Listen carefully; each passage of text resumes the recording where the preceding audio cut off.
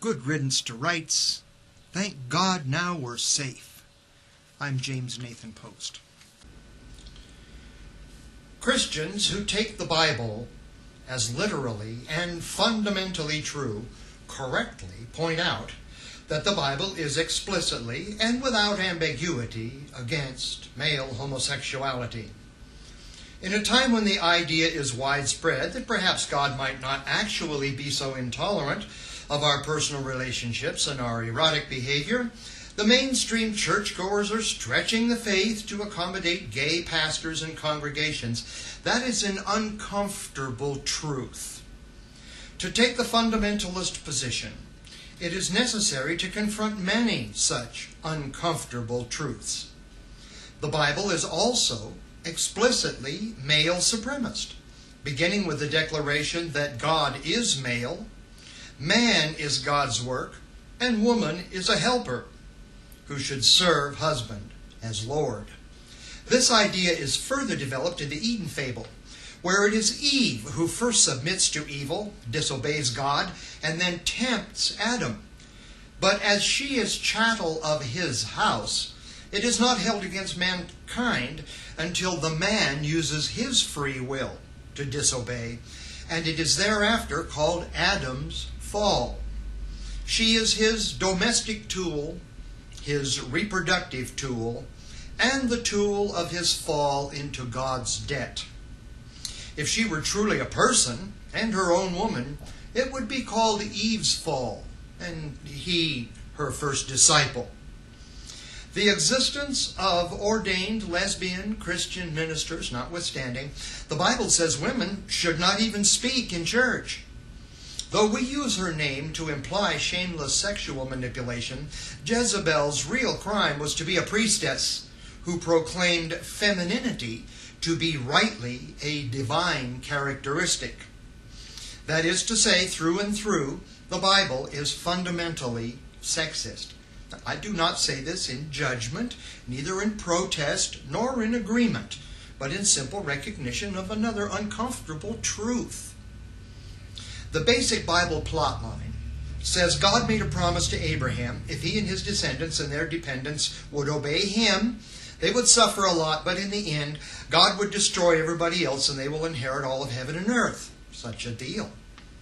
Christianity and Islam have each laid claim to this Zionist promise, some sects admitting adoption or conversion by sacrifice and some not, but all agree God has a favorite family line that it is eternally important to belong to, and no patience for pretenders to the flock. That is to say, the Bible is fundamentally racist, the United Nations notwithstanding this uncomfortable truth. It is most uncomfortable to recognize that racist bias can be used to justify supporting or attacking many different groups. In past times, Christians have believed that the Jews had damned themselves, presumably by executing Jesus instead of sacrificing him, and their branches should rightly be pruned away. The same benighted belief that God likes one family better than another has won a cabal of nuclear-armed lay priests crouching in their bunkers today, insisting only they are the true blood heirs, and another insisting the true blood is only that flowing from their own altar, and a horde of others claiming the true heir was driven into the desert for his mother's race. Each now comes to claim his own. Many of our nation's founders had strong anti-church views, and all agreed on free diversity of religion and a minimum of influence of church upon state.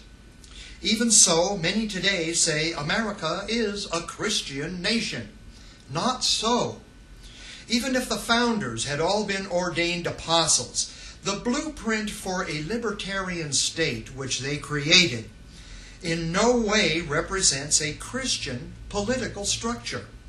Biblical reign is not democracy, but monarchy, imposed by a bureaucracy of the cassocked minions of a capricious authoritarian in absentia. For Adam's primal disobedience, all mankind is doomed to God's implacable judgment without appeal, subject to options of contrition and sacrifice, of course, administered by a consecrated cadre whose will is more perfectly subjugated. That is, the biblical view of the world is fundamentally totalitarian, and those who would take that view as absolute must eventually create a totalitarian administration on earth in their name of God. That's another uncomfortable truth.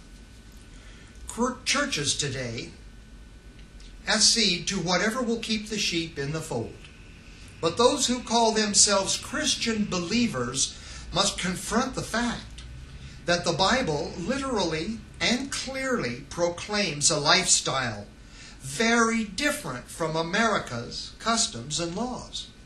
Likewise, the American who would serve the principles of freedom of thought, empirical truth, tolerance of diversity, personal morality, equality of sexes, equality of races, choice of lifestyle, choice of name of God, choice of sleeping company, and the application of reason to democratic rule should give careful consideration before voting for the Christian zealot who would take up the deadly sword of civil law to enforce the directives of his jealous, intolerant, sexist, racist, bloodthirsty, sinner-damning, totalitarian image of God.